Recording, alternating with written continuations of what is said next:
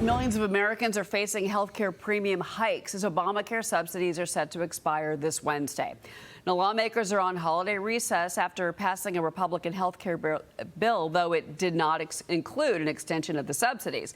A group of bipartisan senators is quietly working on a bipartisan deal for when Congress returns in the new year, but that faces an uphill battle to pass.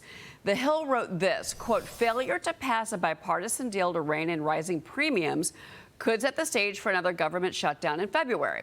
If liberals on Capitol Hill seize the initiative and demand concessions on health in exchange for funding the government."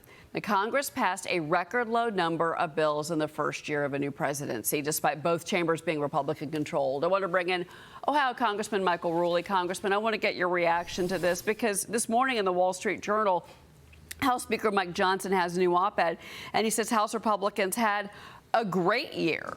And he says in the final days, Democrats voted against our efforts to address the rising cost of health care. So he says this is more about politics and not about policy. Well, he's right. I think when you look at everything considered, you have a lot of the gas prices and food prices are dropping.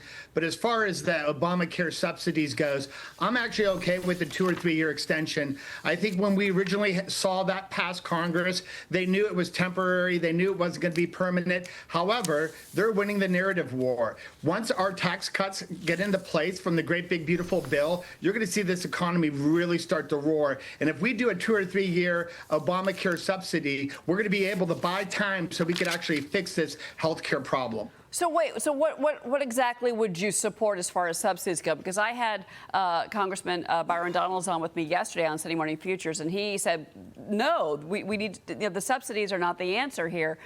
You've got to reform health care. But the problem is the calendar. You've only got so much time in January before you face another shutdown. And if what is being reported on the Hill rings true in the fact that Democrats are going to use the threat of a shutdown to push you on health care, then maybe there has to be some type of compromise on the subsidies. Maybe it is a year because, again, not to remind you or the rest of any of the Republicans, we're going into the midterms. There's a lot of political risk here. Well, Cheryl, you know, the word on the street, it's either 1, 2, or 3 years. Members of Congress are going to have to ask themselves that question. Do you want a 1 or 2, 3 year extension on the Obamacare subsidies? Now, Byron is right philosophically. Philosophically, he's 100% right. But politically, we cannot let them win this narrative time and time again. The Republicans do the hard work. The opposition party plays with narrative. I'm okay with the 2 or 3 year subsidy, so we're able to do the hard work and actually fix it at the ground level. Do you have support from other members? We're a divided conference. We're going to find out where that sweet spot. If I'm a betting man, I would say the sweet spot's going to be a 2 year subsidies. I think most of our conference is fine with the 1 year, 3 year. A lot of people are saying a bridge too far. I'm okay with that discussion on a 3 year extension of subsidies. I think 2 years where we're going to land. Okay, that's very interesting that you say that because obviously my next question was going to be, do you foresee a government shutdown? But this is how you believe you avoid a government shutdown, because after 43 days in the fall, it doesn't seem that the American public is ready for another government shutdown. I agree, and I don't think the opposition party really has the hankering to do something like that. I think they realize that they lost the narrative. Usually we lose the narrative. Last time they lost the narrative, and they have some scars and wounds they're licking right now. I think they want to get to work too, and if they're watching this right now, give our office a call. We're willing to have those conversations right now today. Okay, I know. Well, and obviously you're going back to Washington next week, and that's where this is all going to begin. Now, let's talk about the economy. You mentioned that President Trump is touting tariffs and his work on the economy. As his first year back in office is now coming to a close. The commander-in-chief wrote this on Truth Social. Tariffs are creating great wealth and unprecedented national security for the USA. Trade deficit has been cut by 60%, totally unheard of. 4.3% GDP, going way up, no inflation. We are respected as a country again. Now, the Wall Street Journal writes this morning. The U.S. economy keeps powering ahead, defying dire predictions. The unrelenting American consumer spends through a sour mood and a cooling labor market. One more thing I want to add to this, though. You know, if you look at the most recent Gallup polling on the economy, 47% of Americans, according to Gallup, say that current economic conditions are poor. These are the worst ratings that we've seen under the second term of Trump. And then two-thirds say that things are getting worse. This, to me, is a messaging issue. How do you continue to tell the American people, look, the big, beautiful bill is now law, and that is going to translate into 2026 for you? There's only one path, Cheryl, and that's going to be in the pocketbook. I think the first and second quarter of 26 is going to show a lot. Remember, all those tax cuts have not been implemented yet in the great big beautiful bill. Interest rates were just cut. I just had a meeting with my brothers yesterday.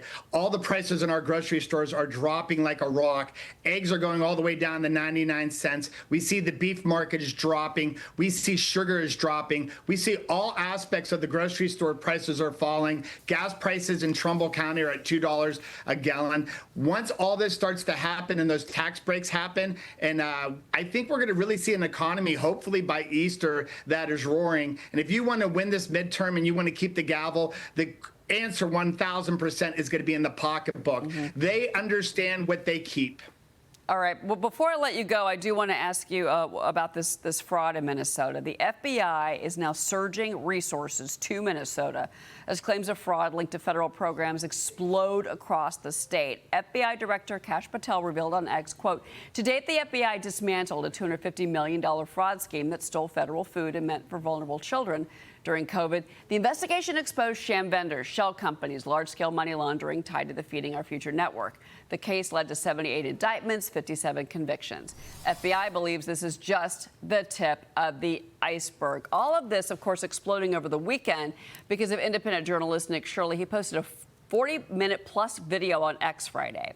He shows several shady child care daycare centers around the state.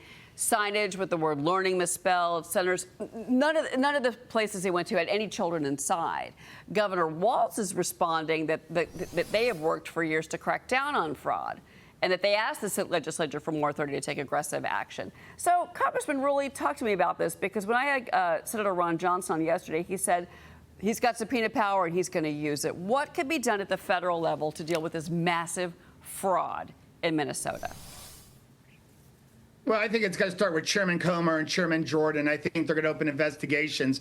You know, my good friend Tom Emmer, who's from Minnesota, I think we're all under the belief that the governor really needs to step down. You know, he did this tour where he went around and he slammed all the Republicans. In reality, he left his state wide open for fraud. And he was telling everyone he has it under control. He thought $1 billion.